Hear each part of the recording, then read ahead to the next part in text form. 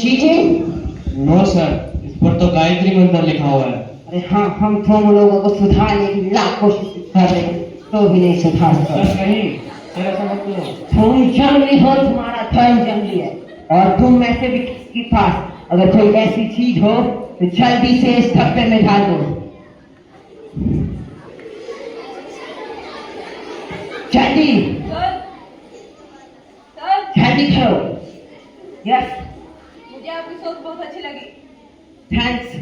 तो अगर मैं ना मानूं कि आपके प्रोफेसर होने में कोई खास बात है, तो मैं भाव कर सकता हूँ जो मैं आपके साथ पहले दिन से करना चाहता हूँ। What's that?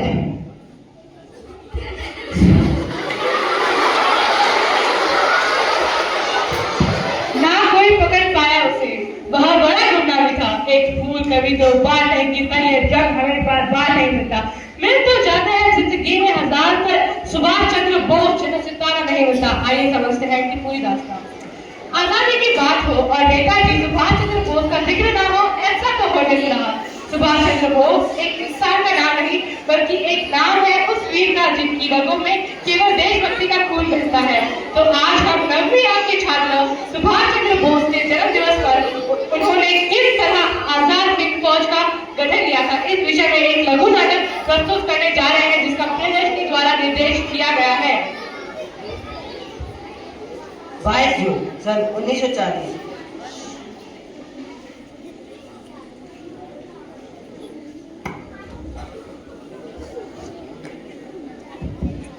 जून सन 1939 सुभाष चंद्र बोस ने अपनी एक पार्टी बनाई, ऑल इंडिया फॉरवर्ड ब्लॉक, जिसे 1940 आते आते कांग्रेस से अलग कर दिया गया। गो अरेस्ट हिम। सुभाष चंद्र बोस ने कुछ ज्यादा ही पुराने विचारों को बंद कर दिया था, जो कांग्रेस के बाकी नेताओं को पसंद नहीं आ रहा था। जुलाई 1940 आते आते बोस ने एक मार्च लीड किया, जिसमें ब्रिटिश सिपाहियों ने उन्हें गिरफ्तार कर दिया गया। मुझे रिहा कर दो, वरना मैं भूख हड़ताल करूंगा, जीने से इनकार कर दूंगा। इसी तरह सुभाष चंद्र बोस कई दिनों तक खाना नहीं खाते और उनकी तबीयत बिगड़ती जाती। If Subhash Chandra Bose dies, we will be blamed for his death. Let's put him under house arrest, and when he'll recover, we will put him back in the jail. Now go get him.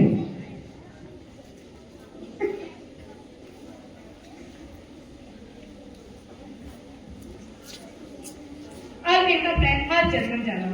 16 जनवरी 1941, जब पूरा देश सो रहा था, तब नेताजी अपने घर से चुपके से बाहर निकलते थे, शिशिर कुमार बोस उनके भतीजे के साथ।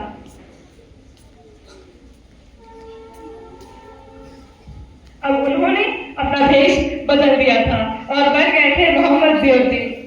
ऐसे ही कई सारे रूप बदलने के बाद पहुंचते हैं जर्मन की राजधानी बर्लिन में।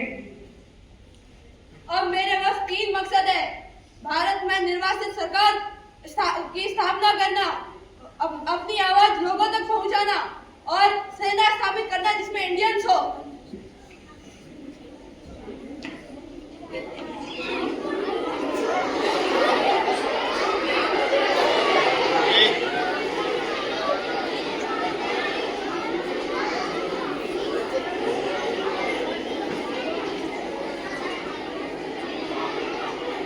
आइए आइए, पहले तो आप मुझे ये बताइए कि आपको पता कैसे चला कि वो मैं नहीं था, वो मेरा चोटी पे था।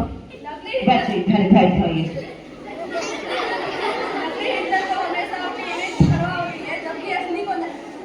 आपके डुप्लीकेट को बहुत बुरा लगा होगा जब मैंने उसे पहचान लिया। अच्छा, तो जो अंग्रेज आपके घर पे थे वो गलत नहीं थे।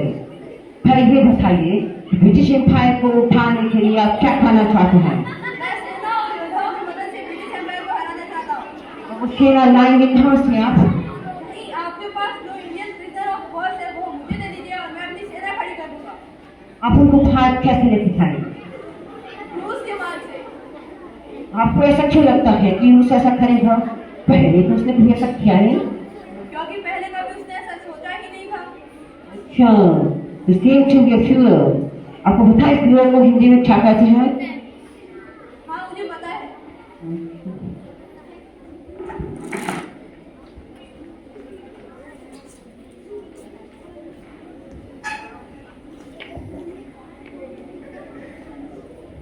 हिटलर ने आपको नेताजी कहा है। और ये सभी तो साफ साफ मना कर देंगे। जर्मन को अपना दुश्मन और आप वो जर्मन स्पाई मानते हैं। ये खुद को अंग्रेजों का वफादार और मुझे जर्मन स्पाई मानते हैं। चलिए देखते हैं आज एक वफादार एक स्पाई की कितनी सुंदर है। चलो।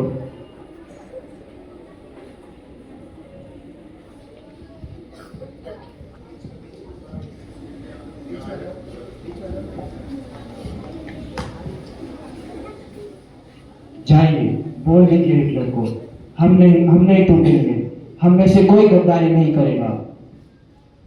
बॉस बाबू, हम सब सिपाही हैं, गद्दार नहीं। आप लोग मंगल पांडे को क्या कहेंगे? एक सिपाही या गद्दार? ये लड़ाई हमारी नहीं है, हम बस एक हथियार है, एक रिवॉल्वर की तरह, जिसका ना तो कोई मकसद है ना ही मंजिल। जिसके हाथ में होती है वह इस्तेमाल करता है। मतलब मैं चाहता हूँ कि आप अपने लिए लड़े, अपनी आजादी के लिए लड़े। खून बहाना है तो भारत माता के लिए बहाओ, अंग्रेजों के लिए क्यों?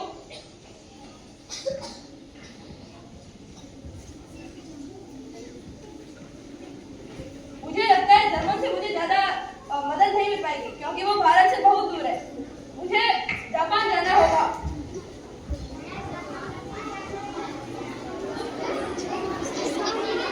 हम एक ही महाद्वीप में रहते हैं और हमारे भगवान भी एक है, तो ये यूरोप के लोग हम पे क्यों कब्जा कर रहे हैं? मैं चाहता हूँ कि आप हमारी मदद करें ब्रिटिश सरकार को हराने में। हाँ, आपकी बात मुझे बहुत अच्छी लगी। मैं चाहता हूँ कि आप सिंगापुर जाएं। वहाँ पे इंडियन POWs हैं, जिनकी कमान रास बिहारी बोस संभाल रहे हैं।